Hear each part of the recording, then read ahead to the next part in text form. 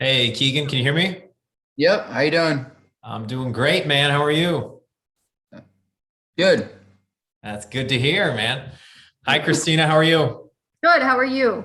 I'm doing great. I'm doing great. I'm glad we could jump on this call. I was so happy to hear the good news, Keegan, about you passing your Algebra 2 class. And, after us spending so much time on that, I wanted to commend you, man, because you put in a ton of hard work to battle your way back from, being in that low spot and saying, I'm tired of being here. I want to get out and I want to get to that end there. So, man, I'm just wanted to tell you congratulations and really just jump on this call to kind of rehash your journey.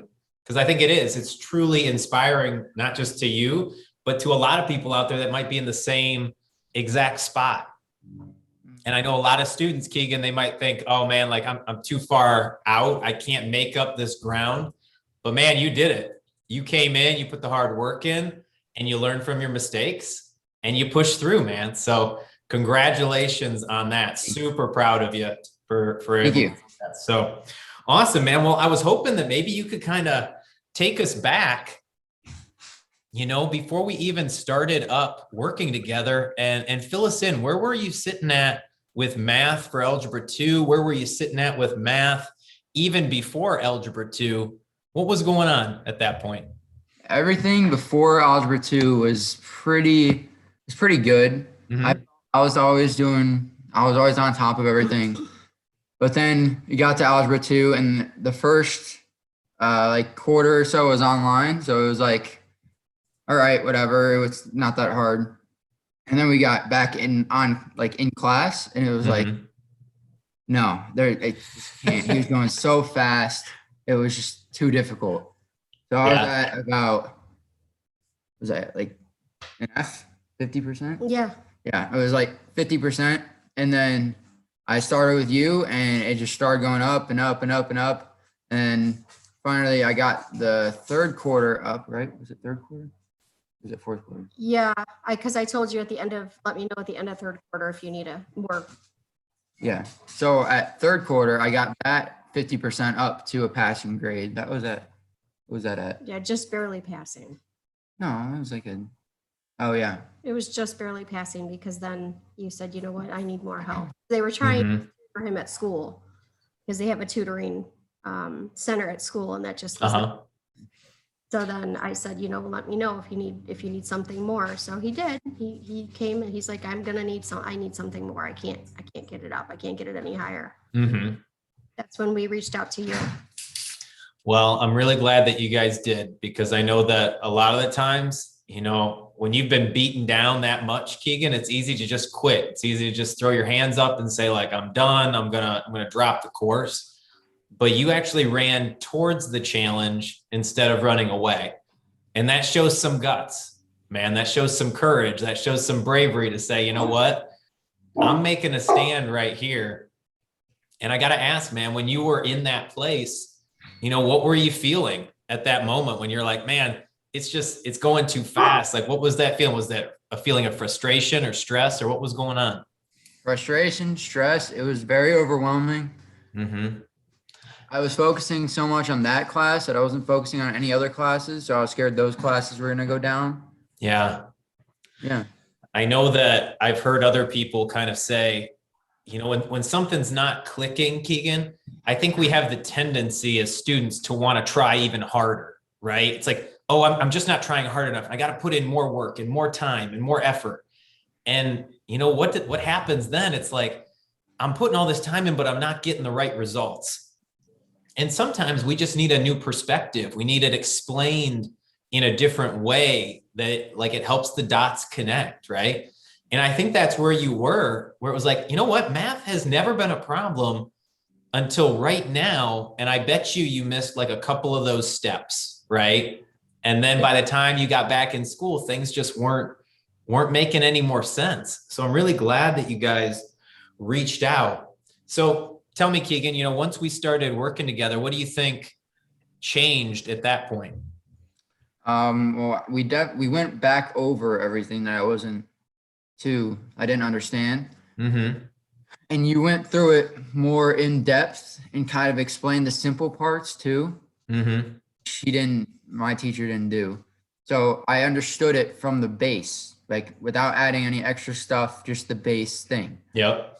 You made sure I understood that first. And then I think that's what really made everything else make sense. It's hard to build the building if you don't have a good foundation, right? Mm-hmm.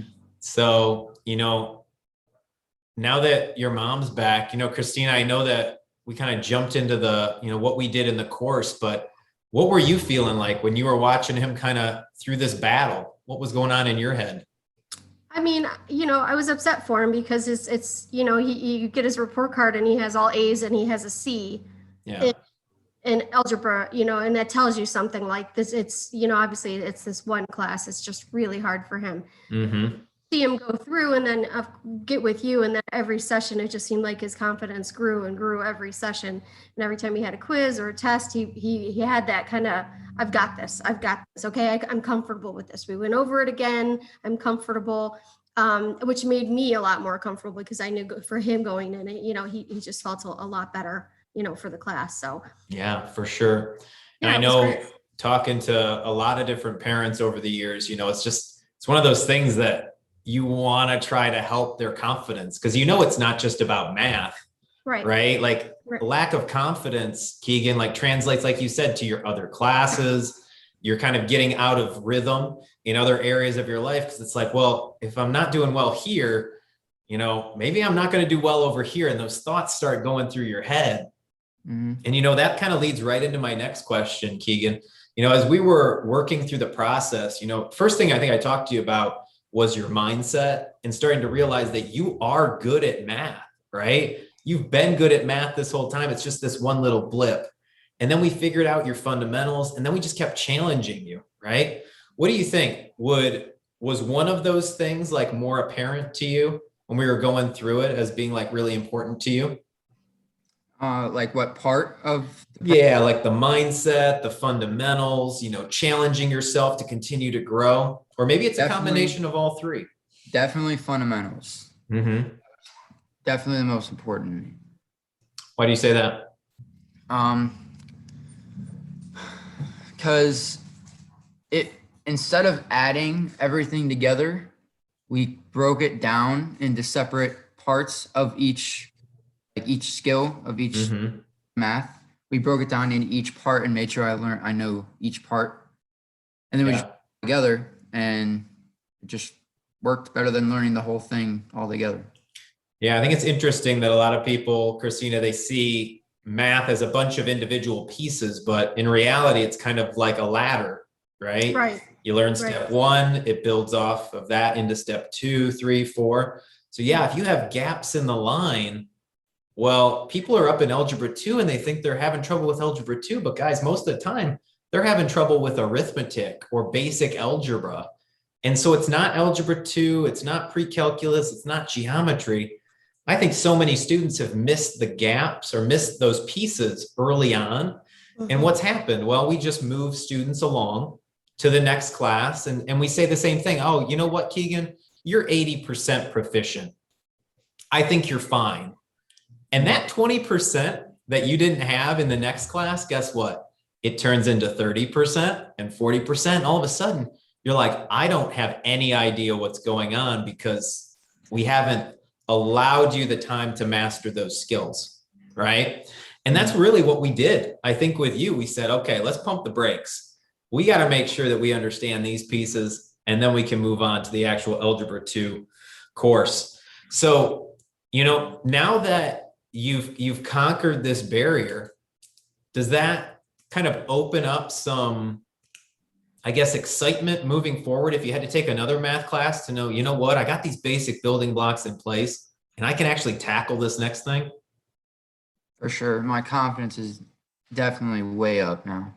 Very good, man. Mm-hmm. That's what I like to see, because confidence is everything. Knowing that, you know what, I am strong in math. I am a good math student. I'm a quick learner. That's exactly what you are, man. And I saw that from the first day we worked together, that you were like ready to go. You were ready to take notes. You were ready to learn. And that's absolutely awesome. So let me ask you this, Keegan. I know that you probably know friends or family members that might have experienced the same thing that you did, right? That you might know somebody that's been struggling with math, whether it's in this one class or they've been struggling for like a really long time. What would you tell them? What would be your recommendation is to help them, follow in your footsteps and get to that place where you're feeling confident about math? Start from the bottom, start from the simple things, make sure you've mastered the simple things, and then slowly build up off of those.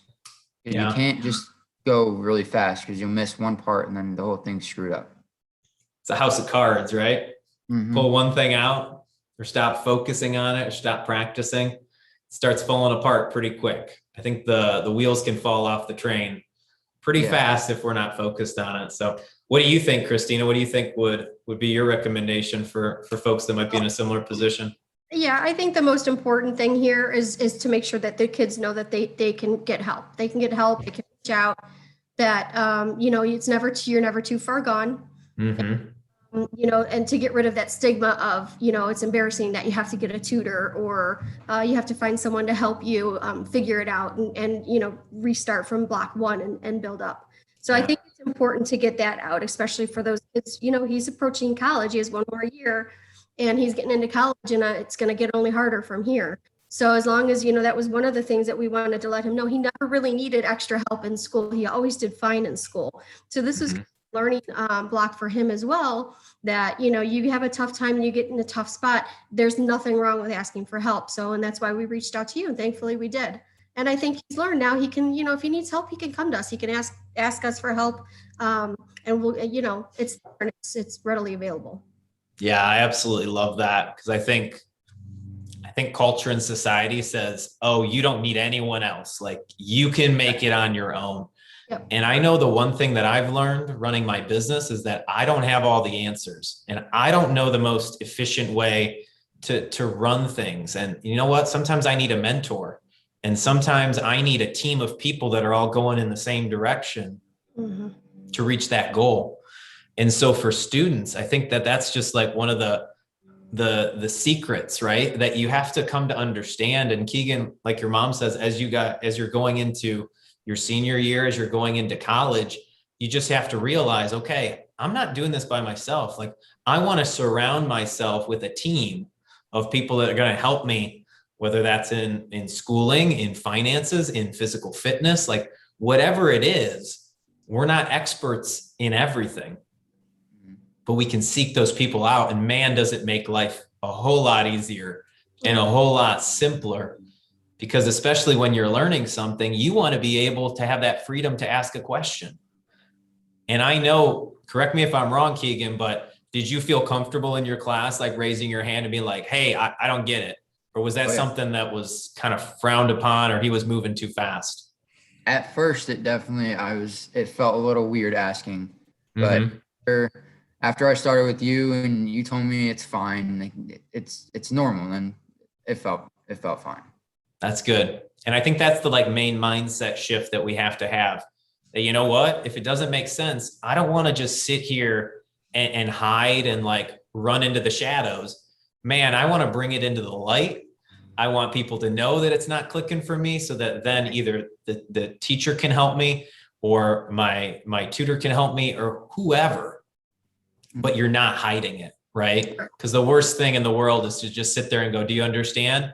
And then the next day, do you understand? And 3 days of that, and you're lost. You're behind the 8 ball. And so I think that that's just a huge step. Like I said, I've never looked at what I do as just helping people in math and on the ACT. I look at it as far deeper than that, because I know half the stuff I taught you about, just the mental shifts you need to make, having the confidence, allowing yourself to seek help. Those are all things that are going to go way past high school, into college, into your career, into your life. Right. Yeah. So just remember those things and kind of understand, hey, what worked here, I can keep using that stuff out there. So yeah, guys, it's been awesome to get the chance to work with you, Keegan, and to help you on that journey, from being down and out to then have that success story of being able to just move through your course, get that passing grade in Algebra 2, and now be able to move forward with confidence. So commend you, man. You put in a ton of work. You didn't complain. You came in, you did whatever it took. We had a couple 9 p.m. sessions, late nighters, and you did whatever it took, man. And that's what it's going to take moving forward to get anything done in life. So super proud of you, and just commend you for that. Thank you. Yeah. Thanks for working guys. with our crazy schedule as well, with football and track and everything, soccer. We had so much going on. So thanks for being flexible with that schedule too. Yeah, no problem. I know that everybody has those extracurriculars working, and you got to try to find the time. So always available to help you guys. So awesome, guys. Well, I'm so happy that we were able to kind of jump on this call, rehash that, and just celebrate these moments. So again, Keegan, congratulations. And yeah, I hope you guys have a good rest of your week. Enjoy your summer, and then we can come crush it again next year. Okay. Thanks, Kyle. You too. Have a great summer. All right, guys. We'll talk to you later. Bye-bye. Bye-bye.